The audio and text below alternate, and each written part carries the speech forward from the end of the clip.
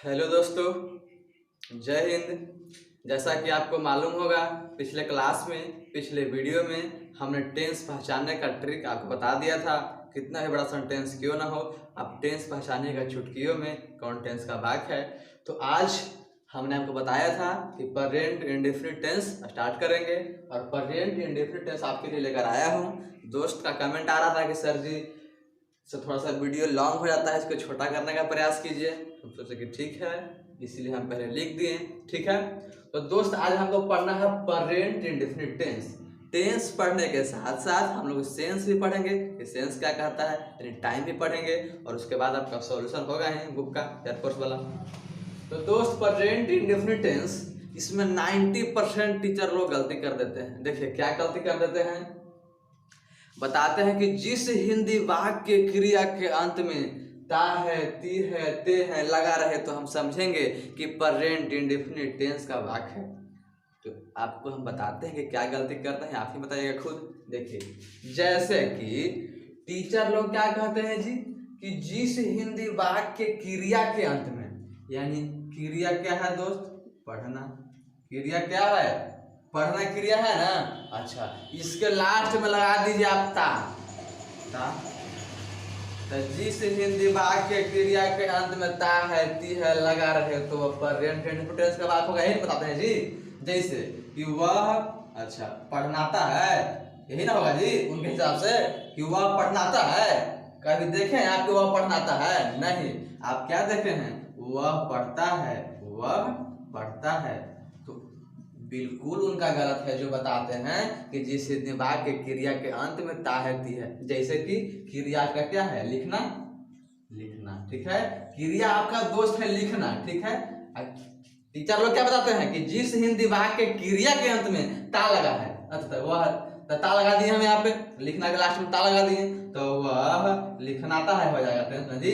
कभी पढ़े हैं आप? नहीं, आप पढ़ेंगे क्या कि वह लिखता है, यही ना जी। तो आइए हम इसको अभी पूर्ण रूप से बताते हैं शुद्ध करके कि शुद्ध क्या होता है। सो देखिए, ठीक है, आज के बाद सही मत कहिएगा कि जिस हिंदी वाक्य के क्रिया के अंत में, ठीक है, जैसे जागना, वह सुबह 5 बजे जागता है। ठीक है, तो जागना मेरा क्रिया है, अगर लास्ट में लगा देंगे ता तो जगनाता हो जाएगा ना जी। तो इसी को हमको समझना है। ठीक है, तो देखिए समझिए मिजाज से।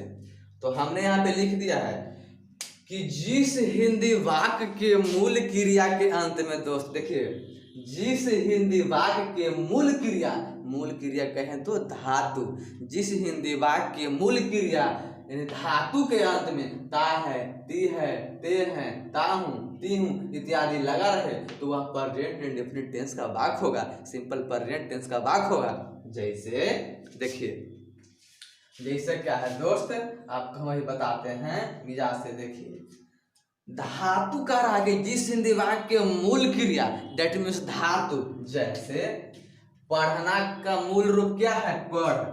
पढ़ना का मूल रूप है पढ़, लिखना का मूल रूप है लिख, यानी क्या है, सब धातु है। पढ़ लिख ये सब क्या है जी, धातु है। तब पढ़ लिख धातु है, तो देखिए यहाँ पे और हम लगा देंगे धातु के अंत में ता, तब ना हो जाएगा कि वह पढ़ता है। धातु के अंदर लगा देंगे ता तो वह लिखता है, हो जाएगा ना जी। ये मेरा शुद्ध हुआ, शुद्ध हुआ कि नहीं शुद्ध हुआ बताइए। हम लोग अभी पढ़ते हैं, ठीक है, हम लोग अभी पढ़ रहे हैं, हम लोग पढ़ते हैं। ठीक है, पढ़ते हैं, देखिए ये ना शुद्ध हुआ जी। जैसे कि पढ़ते हैं, तो पढ़ मेरा मूल रूप है, क्रिया का मूल रूप है, यानी मेरा धातु है। इसका अंदर लगा दिया थे, यानी प्रेजेंट इंडेफिनिट टेंस का वाक्य हो गया। हुआ कि नहीं हुआ, हुआ कि नहीं हुआ जी, हुआ ना, यही हमको समझना है। ठीक है, अच्छा तो हमने यहाँ पे एग्जाम्पल लिख दिया है आपका, हमने वहां पे आपका एग्जाम्पल लिख दिया है। आज के बाद सही मत कहिएगा कि जिस हिंदी वाक्य के क्रिया के अंत में, नहीं, मूल क्रिया के अंत में यानी धातु के अंत में। ठीक है, अच्छा जिस हिंदी वाक्य के धातु के अंत में ता है, ती है, तो उसे क्या कह देंगे हम, प्रेजेंट इंडेफिनिट टेंस का वाक्य कह देंगे। अब यहाँ पे एग्जाम्पल, हम लोग बाजार जाते हैं, अगर हम लिखते जाना के लास्ट में, जाना है, ठीक है, मूल क्रिया क्या है जी, जाना है, इसके लास्ट में था तो वह बाजार जानाता हो जाएगा ना जी। नहीं, यानी हमने आपको क्या कहा कि मूल क्रिया यानी धातु के अंत में तो जाना क्या मूल क्रिया जा है और लास्ट में लग गया ता तो जाता है, बाजार जाते हैं। क्लियर है? अच्छा, फिर है आपका वे लोग किताब पढ़ते हैं। तब अगर हम लिख देते हैं क्रिया के अंदर, क्रिया तो मेरा पढ़ना है तो पढ़नाता है, तो हम वे लोग किताब पढ़नाते हैं नहीं ना, वे लोग किताब पढ़ते हैं यानी कब लगेगा, यानी कि धातु के अंत में ना, तो पढ़ मेरा धातु है।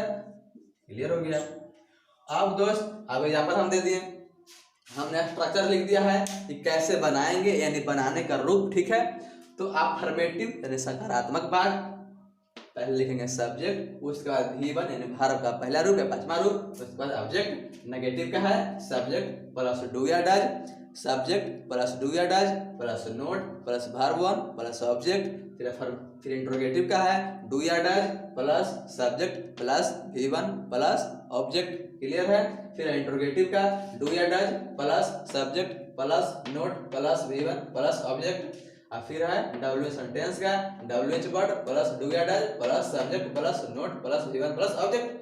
अगर WH सेंटेंस में अगर रहेगा अफर्मेटिव तो नोट नहीं लगाएंगे, अगर WH सेंटेंस में रहेगा नेगेटिव साथ में नोट भी लगा देंगे। ठीक है, अब हमको एग्जांपल देखना है। यहाँ हम लोग बाजार जाते हैं तो ये अफर्मेटिव सेंटेंस का वाक्य है, हम लोग बाजार जाते हैं ये आपका अफर्मेटिव सेंटेंस का वाक्य है। तो पहले हमने बताया कि लिखना है सब्जेक्ट, और सब्जेक्ट पहचानने के लिए हम बताए थे दोस्त कि जो काम को करता है, हम लोग बाजार जाते हैं तब बाजार कौन जा रहा है जी, तो हम लोग, तो पहले लिख दीजिए हम लोग का क्या होगा बी, हम लोग हो गया बी।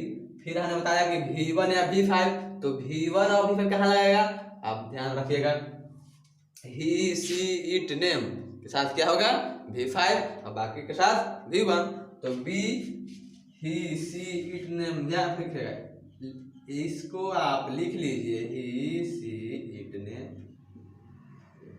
के साथ आपका क्या लगेगा जी V5 लगेगा यानी SIS लगेगा, बाकी के साथ क्या लगेगा, बाकी के साथ V1 लगेगा। ठीक है, तो हम लोग बाजार जाते हैं तब B, अच्छा फिर है V1 तो गो टू क्या हो जाएगा मार्केट।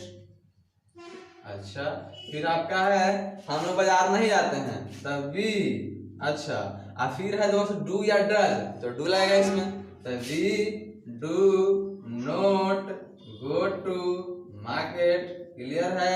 अब आपका दोस्त दूसरा एग्जाम्पल कहता है कि हम लोग बाजार, क्या हम लोग बाजार जाते हैं, तो इसका स्ट्रक्चर क्या कहता है, पहले डू या डज लगाइए, तो डू कहे कि प्लुरल है बहुत सारा है तो डू भी, फिर कहता है V1 तो गो टू और फिर आपका हो जाएगा क्या ऑब्जेक्ट, कुछ भी लगाइए मार्केट। क्लियर है? क्लियर है? वैसे 3 सेंटेंस आपका होगा।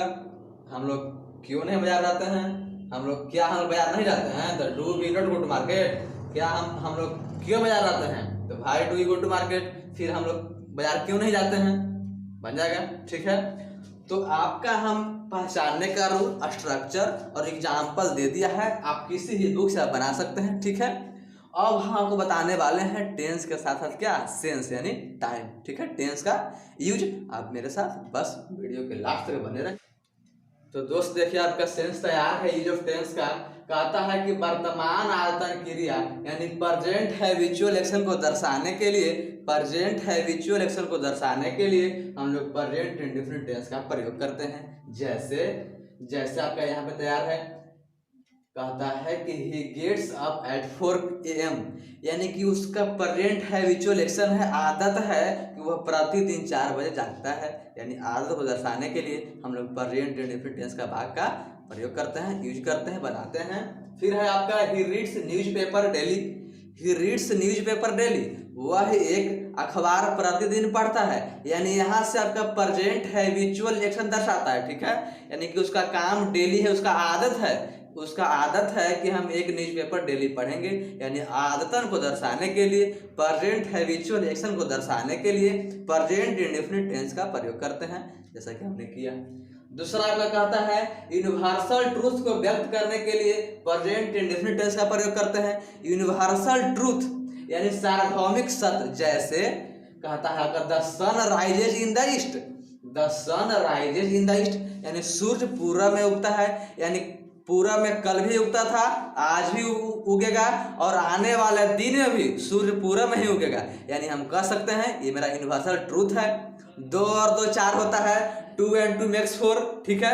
यानी कि कल भी 4 होता था, आज भी 4 हो रहा है और आने वाले दिन में भी 4 ही होगा। यानी हम कह सकते हैं पर यूनिवर्सल ट्रूथ को व्यक्त करने के लिए प्रेजेंट इंडेफिनिट टेंस का प्रयोग करते हैं। जैसा हमने यहाँ V5 लगाया है, the sun rises in the east, यानी सब्जेक्ट V5 ऑब्जेक्ट।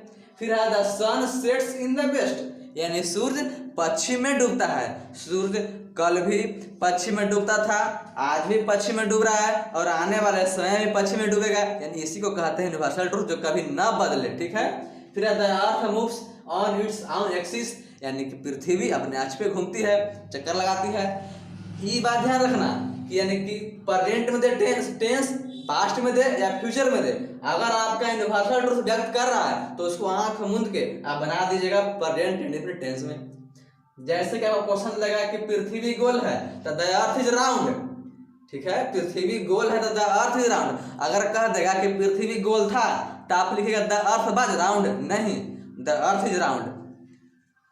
आपका फिर क्वेश्चन देगा पृथ्वी गोल रहेगी तो आप बताएगा क्या कि पृथ्वी गोल रहेगी तो क्या बताइएगा प्रेजेंट इंडेफिनिट टेंस में, नहीं सॉरी प्रेजेंट फ्यूचर टेंस में बनाएगा, फ्यूचर इंडेफिनिट बनाएगा, नहीं ना। यानी बनाएंगे हम प्रेजेंट इंडेफिनिट में ही। यानी कह दे आपका कि पृथ्वी गोल है, पृथ्वी गोल थी या पृथ्वी गोल रहेगी, इस सब का आपका अनुवाद प्रेजेंट इंडेफिनिट टेंस में ही होगा, ठीक है। अब आपका तीसरा सेंस कहता है कि ऐसे कार्य जिससे अस्थायी कार्य यानी परमानेंट एक्टिविटी या स्वभाव यानी नेचर का बोध हो, तो हम चाहे किसी टेंस का बात करें उसे प्रेजेंट इंडेफिनिट टेंस का ही प्रयोग करते हैं। यानी नेचर का बात करें, जैसे we work with our hand, यानी हम लोग अपने हाथों से काम करते हैं, नेचर की बात करता है, यानी अस्थायी कार्य की बात करता है, तो हम लोग कह देंगे कि प्रेजेंट इंडेफिनिट टेंस का वाक्य है, उसको प्रेजेंट इंडेफिनिट टेंस का ही बनाएंगे, ठीक है। फिर कहता है कि we hear with our ears, यानी हम लोग अपने कानों से सुनते हैं, नेचर है, परमानेंट एक्टिविटी है कि हम लोग अपन काने से सुनते हैं आँख से जी, नहीं ना। यानी we hear with our ears, यानी हम लोग अपने कान से सुनते हैं, तो क्या मेरा हो जाएगा प्रेजेंट इंडेफिनिट टेंस में वाक्य बन जाएगा।